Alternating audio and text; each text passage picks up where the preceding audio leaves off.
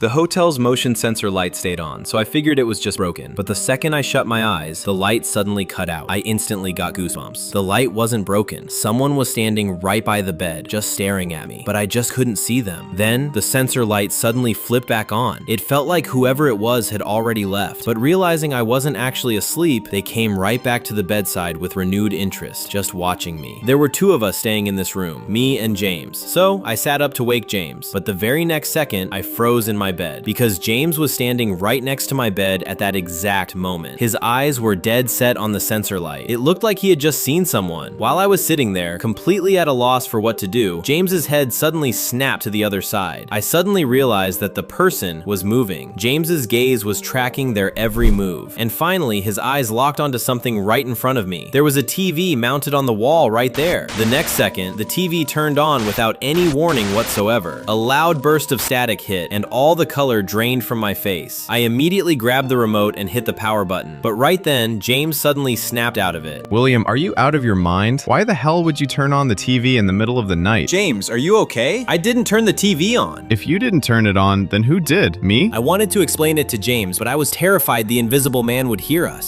so I just kept my mouth shut. The next day, the four of us went hiking up the mountain. Besides me and James, there was Ethan and his girlfriend Olivia. When we got back to the hotel that night, I didn't have the guts to stay in room 3014, so I asked James if we could switch rooms, but he flat out refused. Everything is perfectly fine. Why do we need to switch rooms? I'm exhausted. I don't want to deal with this hassle. Hearing that, I had no choice but to tell him what happened the night before. I didn't peg you as someone who could make up such crazy stories. With an imagination like that, it's a waste you're not writing novels. I knew it'd be hard for James to believe something like this, so I just went ahead and booked a separate room for myself. Just as I had finished showering and was getting ready for bed, James suddenly knocked on the door. William, you were right. There's seriously something wrong with room 3014. Hearing that, I immediately let James inside. I'm sorry, I completely misunderstood you earlier. I'll cover the cost of this room for you. Don't worry about it. Just tell me, what exactly happened? I just went to take a shower and left my phone on the table with the screen off. When I got out, it was playing short videos all by itself, and it was even liking them automatically. It was even swiping away the videos it didn't like. A cold sweat broke out over me hearing James say that. Now you believe me, right? I believe you. There really is an invisible person. Don't panic. Everything in this room is perfectly normal. As long as we don't stay in 3014, we'll be fine. After that, James slid under the covers. I put my phone next to my pillow and turned on the TV to watch something. But then, my phone started buzzing non-stop. I picked it up and saw it was our group chat for the trip. James was dropping some of our travel photos into the group. Ethan, Olivia, I picked out some good group shots. See if you guys like them. Love them. I'm totally posting these on my moments. I also managed to snap a pic of a wild rabbit on the mountain. I'll send it to you guys in a bit. Seeing those messages sent an absolute chill down my spine because James was literally asleep in the other bed. His phone was sitting completely still right next to his pillow. If one James is chatting in the group, then who the hell is the James in my room? I carefully locked my eyes on this James, and then I quietly slipped out of bed. Right at that moment, the sensor light clicked on. James must have sensed something. He instantly threw off the covers and sat up. William, what's wrong with you? Where are you going in the middle of the night? James, do you want to check our travel group chat real quick? Hearing that, James hurriedly grabbed his phone to check. The next second, a look of pure terror washed over his face. That's not me. I didn't send any messages to the group. What the hell is going on? Then, he jumped out of bed and started walking toward me. But instead of stopping, he sped up, walked right up to me, and grabbed my arm. Seeing this, I violently shook off his hand, and I sprinted as fast as I could to Ethan and Olivia's door. Ethan, open the door, hurry! Ethan quickly opened the door, with Olivia standing right behind him. Why are you pounding on the door in the middle of the night? You guys need to listen to me. James was clearly sleeping right next to me. I saw him sleeping with my own two eyes. But there's another James in the travel group sending you guys pictures and chatting with you. Two Jameses. There are two Jameses here. What are you talking about? What do you mean two Jameses? I think you just had a nightmare. It's real. You guys have to believe me. I had never felt my words were so pale and powerless before. I just kept repeating myself, hoping Ethan would believe me. I don't even know how many times I repeated it. Finally, Olivia couldn't take it anymore and yelled. Okay, I get what you're saying. You're saying there are two Jameses. One is in your room, then the other James must be in the old room, 3014. Probably, but I can't say for sure. Then why don't we just go over there and take a look? We'll find out. Olivia took the lead. Ethan and I followed right behind her. Olivia walked up to 3014 and knocked on the door. Pretty soon, James opened the door and asked in surprise. It's the middle of the night. Why are you all here together? William says there are two of you, one in room 3014 and one in his room, so we just came over to check it out. William, is your brain working right? How could there possibly be two of me in this world? I stared at the James standing in front of me, and only one thought crossed my mind. There really is a James in room 3014. His mannerisms and the way he spoke were exactly like the James I knew. Out of these two Jameses, which one is the real one? I was completely mind-boggled at this point. William, didn't you say there were two of me? Let's go. Let's go to your room and see the other me. Hearing that, I had to take them to my room. But at that moment, my room was completely empty. The bed where James had been sleeping was perfectly made. It looked like nobody had even touched the bed. Where's the guy? Didn't you say there was another me? Why don't you call him out? This is impossible. He was clearly sleeping right on this bed. Saying that, I started searching everywhere in the room, but I couldn't find the other James anywhere. That James just vanished into thin air, like he was never even there. How is this possible? Where did he go? Did he even exist in the first place? James still wanted to mock me, but Ethan realized I wasn't doing well, so he held James back. It's getting really late. Let's all just head back to our rooms and get some rest. Hearing that, James had to keep his mouth shut too. William, you should get some sleep too. Ethan, can I crash in your room tonight? As soon as the words left my mouth, I realized how ridiculous my request was. William, have you no shame? They're a couple, staying in a king-size room with only one bed. If you stay in their room, are you gonna sleep right in between them? Yeah, that's honestly super weird. After leaving their room, James couldn't hold back and started cursing. You really shouldn't humor guys like William. His lie got exposed, and he's still acting out this charade. He's not embarrassed, but I'm getting secondhand embarrassment for him. How can people like this even exist? Can you keep your voice down? William isn't in his right mind. Don't provoke him. Once this trip is over, we'll request a dorm transfer. Staying in the same dorm with a guy like that is seriously way too dangerous. I didn't dare stay there any longer, so I immediately bought a return ticket. The bus was scheduled to pick up right outside the hotel at exactly 8 a.m. tomorrow. I let them know in the group chat that I'd be heading back to campus alone tomorrow. Ethan actually replied with genuine concern, telling me to stay safe. That night, I was too terrified to sleep in my room, so I went down to the hotel lobby. There was staff working the night shift at the front desk, which gave me a little peace of mind. I replayed all the bizarre things that had happened over the last 2 days, and finally came to a conclusion. The James that came to my room tonight might have just been that invisible entity disguising itself as him. But why would it disguise itself as James to come find me? Does it have some kind of ulterior motive? Pretty soon, it was 8 a.m., and the bus arrived at the hotel entrance right on time. I was the first one to board. I picked a window seat near the front and sat down. Passengers started getting on one by one, and soon enough, the bus was completely packed. But anyone who walked past the empty seat next to me acted like they didn't even see it. Just then, the bus driver yelled out to the back, "All seats are full. We're ready to head out." The second I heard all seats are full, I got goosebumps all over again. Hey man, isn't there an empty seat right next to me? As soon as the words left my mouth, everyone on the bus turned to look at me, like I was some kind of psycho. But isn't the seat next to me empty? Or in their eyes, is there someone sitting right next to me? The whole ride back, I felt like I was sitting on pins and needles, but luckily, I made it back to campus safely. There are 4 of us living in our dorm room. Besides James and Ethan, there's another guy named Matthew. When I got back to the dorm, Matthew was just getting ready to head out. How are you guys back already? When I heard the word guys, it felt like I'd been struck by lightning. Matthew, can you see the invisible man? What invisible man? Weren't you guys supposed to be climbing the mountain? Where are the other two? Didn't you all come back together? I breathed a long sigh of relief. Matthew was actually talking about James and Ethan. I was totally exhausted, so I just came back early by myself. Well, get some rest then. I'm heading to my part-time job at the restaurant. After that, I crashed on my bed and fell fast asleep. I don't know how much time passed, but suddenly Matthew called me. I just got off work.